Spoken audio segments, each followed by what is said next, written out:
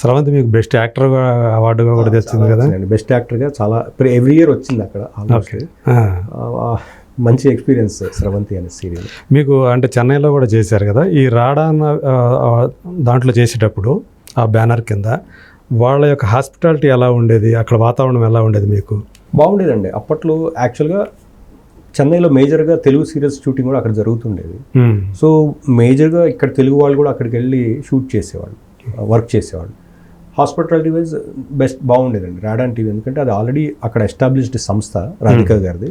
So hospitality wise చాలా బాగుండేది. అంటే ఇక్కడి నుంచి మనం వెళ్ళినా కూడా మనకు ఒక సపరేట్ రూమ్ ఇచ్చి, వెహికల్ ఇచ్చేసి, అంటే I'm talking about long back అప్పటి నుంచి కూడా. సో మంచి హాస్పిటాలిటీ ఉండేది. అంటే 15-20 సంవత్సరాలు, ఆల్మోస్ట్ 20 సంవత్సరాల క్రితం కదా.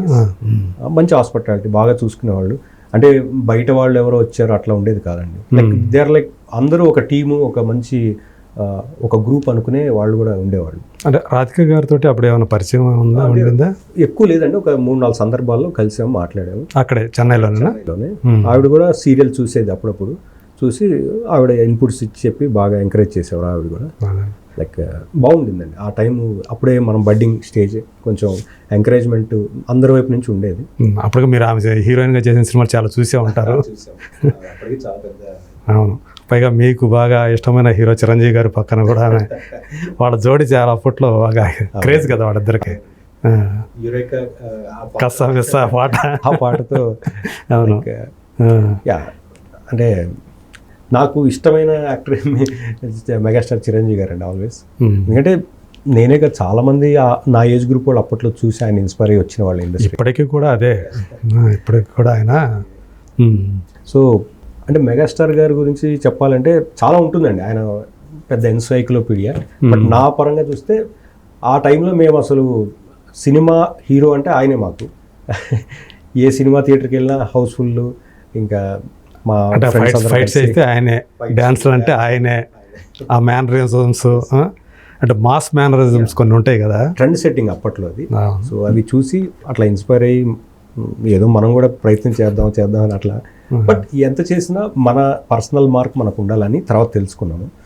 ఆ నటనలో మనం ఇన్స్పిరేషన్ తీసుకోవాలి, కానీ మనకంటూ స్వతహాగా మన ఇది ఉండాలండి, మన మార్క్ ఉండాలి. మన మార్క్ అనేది కంపల్సరీగా ఉండాలి. ఆ ప్రయత్నం నేను ప్రతి దాంట్లో నేను ఆల్మోస్ట్ చేశాను, సీరియల్స్ అవ్వచ్చు, సినిమాలు అవ్వచ్చు. ఎందుకంటే థియేటర్ నుంచి వచ్చాను కాబట్టి నాకు థియేటర్ చాలా సపోర్ట్ అయిందండి. అంటే ఇక్కడ థియేటర్లో ఏంటంటే ఓవర్ యాక్టింగ్ చేయడానికి స్కోప్ ఉండేది కాదు మాకు. ఎందుకంటే ఫోక్ ఫార్మాట్లో జానపదం కాబట్టి అది చాలా రియలిస్టిక్గా ఉండేది.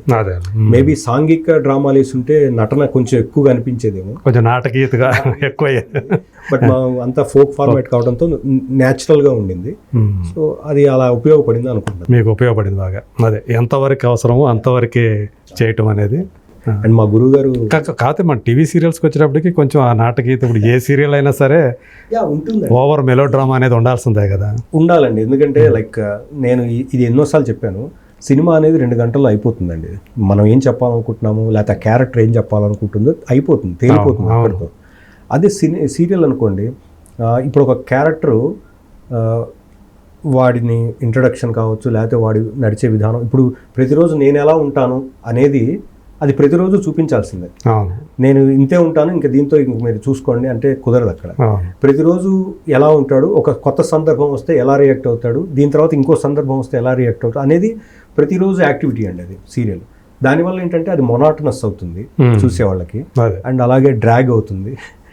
కాకపోతే ఏంటంటే ఎండింగ్లో మాత్రం ఆ ఎపిసోడ్ ఎండింగ్లో ఏదో ఒక ట్విస్ట్ లాంటిది ఒకటి పెడతారు. అంటే సీరియల్ ఏమవుతుంది, రేపు ఏమవుతుందని ఉంటేనే ఉత్కంఠ ఉంటేనే ఆడియన్స్ వచ్చి చూస్తారు. లేదంటే ఇంకా అంటే ఇప్పుడున్న కాంపిటీషన్లో నిజాన్ని చెప్పాలంటే 100 సీరియల్స్ ఉన్నాయి, ఆప్షన్స్ ఉన్నాయి. సో పైగా ఇవి కూడా చాలా ఇవి వచ్చేసినాయి, ప్రతి దానికి ఒక సపరేట్ ఇవి వచ్చినాయి. సో ప్రతి ఒక్కళ్ళు లైవ్లోనే చూడట్లేదు, దాని తర్వాత అయినా వాళ్ళు కావాల్సి వచ్చినప్పుడు వేసుకొని చూస్తున్నారు. ఓకే. అండ్ అంటే ఇప్పుడు ఓటీటీ అనేది వచ్చిన తర్వాత దాని ఎఫెక్ట్ ఏమైనా టీవీ మీద పడిందా? ఓటీటీ వచ్చిన తర్వాత అండి వాస్తవం చెప్పాలంటే దేనికి అదేనండి. నా అబ్జర్వేషన్ నేను తెలుసుకుంది ఏంటంటే దేనికి అదే. ఇప్పుడు ఎప్పటి నుంచో అన్నారు ఇంకా కొన్ని రోజుల్లో సీరియల్స్ ఉండవు అన్నారు, కానీ సీరియల్స్ నెంబర్ ఆఫ్ సంఖ్య ఇంకా పెరుగుతూ. ఎందుకంటే జనానికి కావాల్సింది అంటే I mean to say families లేకపోతే పెద్దవాళ్ళు ఒక ఏజ్ గ్రూప్ వాళ్ళకి కావాల్సింది డ్రామా అండి. ఇప్పుడు పెద్ద పెద్ద సినిమాలు సూపర్ హిట్ సినిమాల్లో కూడా మనం చూస్తే అంతర్లీనంగా డ్రామా ఉంటుంది. సో ఆ డ్రామా అనేది అది ఒక సెక్టర్ ఆఫ్ ఆడియన్స్కి కనెక్ట్ అవుతుంది. మేబీ ఈ టెలివిజన్లోది యూత్కి కనెక్ట్ అవ్వకపోవచ్చు వెంటనే, కానీ మేజర్ ఆఫ్ పీపుల్ ఇంట్లో ఉండి పెద్దవాళ్ళు కావచ్చు ముసలివాళ్ళు కావచ్చు ఫ్యామిలీ ఎమోషన్స్ ఏవైతే ఉంటాయో దాన్ని వాళ్ళు అక్కడ కనెక్ట్ అవుతారు. కాబట్టి సీరియల్ అనేది ఆగట్లేదు అక్కడ. సో ఎన్ని రకాల సీరియల్స్ వస్తున్నా ఎన్ని రకాల ఛానల్స్లో వస్తున్నా చూస్తున్నారు.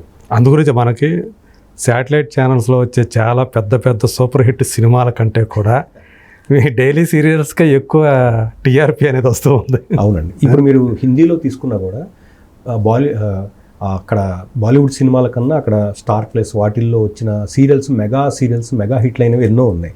ఆల్మోస్ట్ టీఆర్పీలు 25-30 వచ్చినవి కూడా ఉన్నాయి అక్కడ. అంటే ఈ సినిమాల కంటే 2-3 టైమ్స్ ఎక్కువ కనిపిస్తూ ఉంటాయి.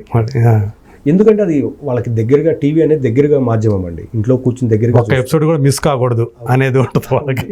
పైగా సినిమాకి వెళ్ళాలంటే ఇప్పుడు ఖర్చు పెట్టుకుని వెళ్ళాలి, డబ్బులు మళ్ళీ ప్లాన్ చేసుకోవాలి, ఒక డేట్ అనుకోవాలి, పొద్దున సాయంత్రం ప్లాన్ చేయాలి. ఇది ఏం లేదు ప్లానింగ్. టీవీ అనేది ఎదురుగా ఉంటుంది, ఎప్పుడు కావాలో అప్పుడు పెట్టుకుని చూస్తాం. లేదు పని ఉందంటే మధ్యలో పాస్ చేసి మళ్ళీ చూస్తాం. ఇప్పుడు అంత ఫెసిలిటీ ఉంది.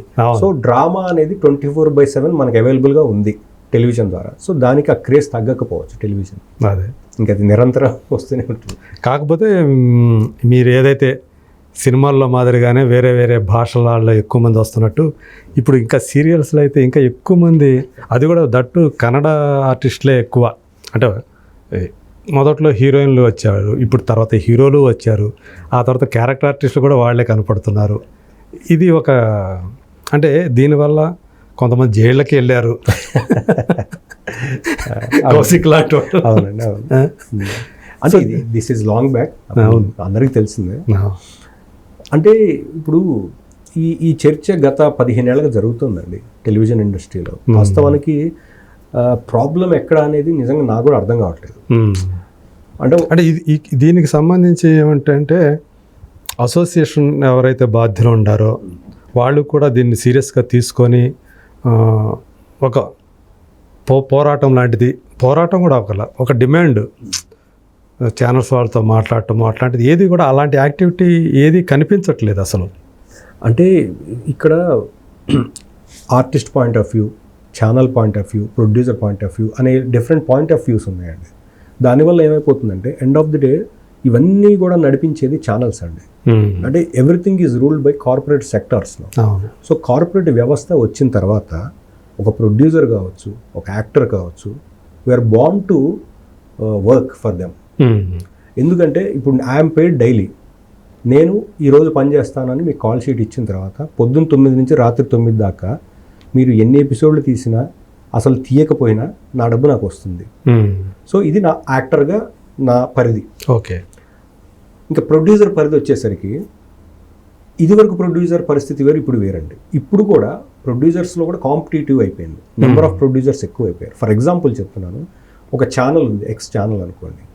ఒక ప్రాజెక్టు చేయటానికి ఒక ప్రొడ్యూసర్ వెళ్తాడు. వెళ్ళినప్పుడు వాళ్ళకి ఈ బడ్జెట్ పలానా అని చెప్తున్నారు.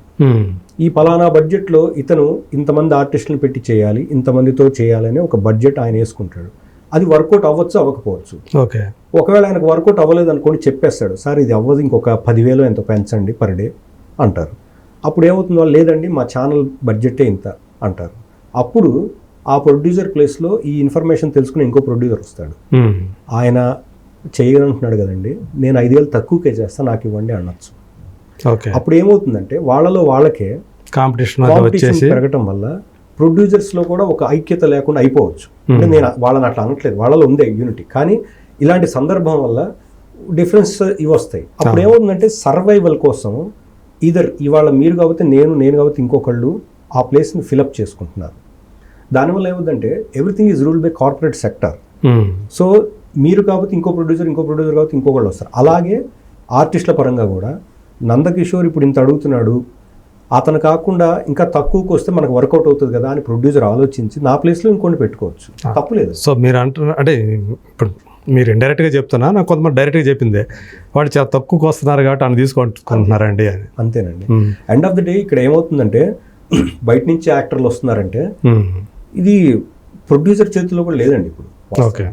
ఇంతకుముందు ఏంటంటే మన స్లాట్ ఒకటి ఉంటుంది కాబట్టి అసలు మన ఇష్టంగా ఉండేది అది. ఇప్పుడు అది మొత్తం అంతా కూడా ఛానల్ వాళ్ళే వాళ్ళు ఏం చెప్తే డిసైడ్ చేస్తే అది. ఎందుకంటేనండి ఇప్పుడు యాజ్ అన్ యాక్టర్ నేను ఉన్నానండి, నాకు వేరే లాంగ్వేజ్లో ఆపర్చునిటీ వస్తే వెళ్తాను. వాళ్ళు ఏమంటారు, ఇప్పుడు మీరు బయట వస్తే మీరు వెళ్ళరా, అలాగే వాళ్ళకి ఇక్కడ వస్తే వీళ్ళు వస్తారు, తప్పే ఉందంట. పైగా కళకి భాషా బౌండరీస్ లేవు అంట అని మనం అట్లా కాంప్రమైజ్ అవ్వాలా, లేకపోతే ఇక్కడే కొన్ని వేల మంది నిరుద్యోగులుగా అవకాశం లేక బాధపడుతున్నారా, మనం బాధపడాలా తెలియదండి. ఇక్కడ ఏమవుతుందంటే హానెస్ట్గా చెప్పాలంటే సర్వైవల్ ఆఫ్ ద ఫిట్టెస్ట్. ఎవడైతే ఫిట్గా సర్వైవ్ అవ్వగలుగుతున్నాడో వాడే బతుకుతున్నాడు. లేదు ఎదురు తిరుగుతాడు అనుకోండి, వాడిని ఇవాళ ఉంచుతారు, రేపు ఉంచుతారు, ఎల్లుండి తీసేస్తారు. ఎందుకంటే అంటే ఎక్కడైనా పోరాటం మొదలు పెడితే అది సప్రెస్ అయిపోతుంది, సప్రెస్ చేసేస్తారు. బట్ అందుకని ఏమవుతుందంటే ఇప్పుడు నేను బతుకు తెరువు కోసం నేను పోరాడి నేను ఒక్కడనే మిగిలిపోవాలా, కాంప్రమైజ్ అయిపోయి ఏదో ఒకటి బతికేస్తే బెటరా అనే స్థాయిలో ఉందండి ఇప్పుడు. అదే ఎవరికి వాళ్ళు అలాగే వాడుతున్నారు. ఈధర్ ఆర్టిస్ట్ కావచ్చు, ప్రొడ్యూసర్ కావచ్చు, డైరెక్టర్లు కావచ్చు, ఎవరైనా everybody are bound to work with in the limits of so called ఈ కార్పొరేట్ వ్యవస్థ. మరి దీంట్లో అసోసియేషన్ కూడా చేసేది ఎవరేం చేయలేరండి. ఎందుకంటే వాస్తవంగా చేయాలనుకున్నా కూడా somewhere somebody will be highlighted and వాళ్ళని డెఫినెట్గా పక్కగా పెట్టి ఇంకొకళ్ళని తీసుకొస్తారు. ఎందుకంటే నాకు ఒక 10 ఏళ్ల క్రితం వరకు చూసుకుంటే నాకు తెలిసిన వాళ్ళే కొంతమంది ఉన్నారు మీ దాంట్లోనే, సీనియర్ యాక్టర్లు. వాళ్ళంతా సీనియర్లు అయిపోయారు అనుకోండి. వాళ్ళు చాలా అగ్రెసివ్గా ఏదైనా తేడా వచ్చిందంటే ముందుండి మాట్లాడటంగానే చేసేవాడు. ఇప్పుడు అసలు మాట్లాడే వాళ్ళు కూడా లేరు. మాట్లాడినా కూడా నిలిచేది మనం ఒక్కళ్ళమేనండి చివరికి. అంటే ఒక ఛానల్కి మనం టీఆర్పీకి పనికొస్తామేమో మాట్లాడితే, వాస్తవంగా మాట్లాడతాం. మనం వాయిస్ రేస్ చేస్తే మేబీ ఆ వాయిస్ని క్యాప్చర్ చేసి 10 ఛానల్లో 10 మంది వాడుకోవచ్చేమో. Sorry to say. అంటే ఎందుకంటే అది వైరల్ అయ్యే ఏదైనా కూడా అది తీసుకుంటారు.